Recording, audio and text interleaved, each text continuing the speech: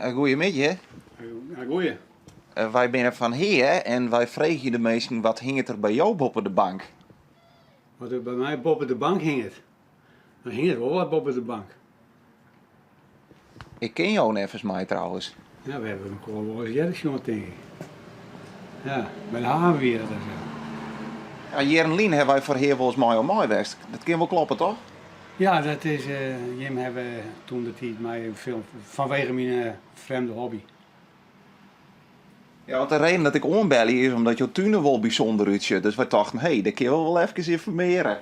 Ja, er staat nog wat in de tuin, hè, wat nieuwe spul. Ja. Maar dan geven we nou voor de bank. Mooi we mooi rennen? Ja, kom er maar in.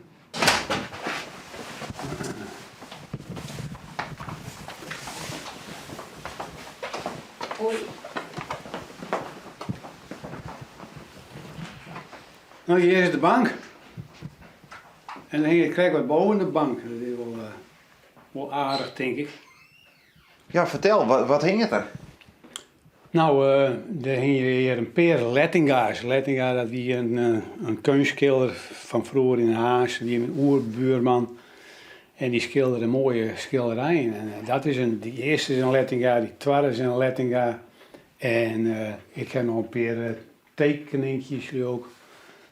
En dit is duidelijk geen woord wat je voelt ha.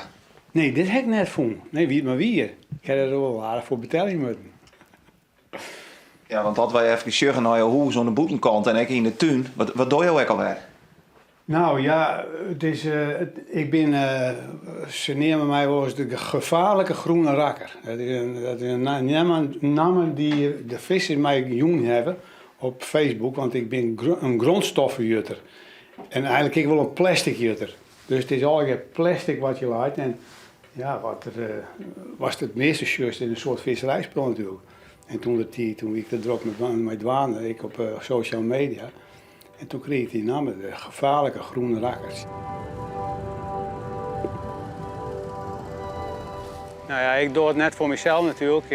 Ik doe het eigenlijk voor mijn band. Ik heb jouw band en ik heb alle pakensissers, daar doe ik het voor. En het is voor de volgende generatie, die zadelen wij op.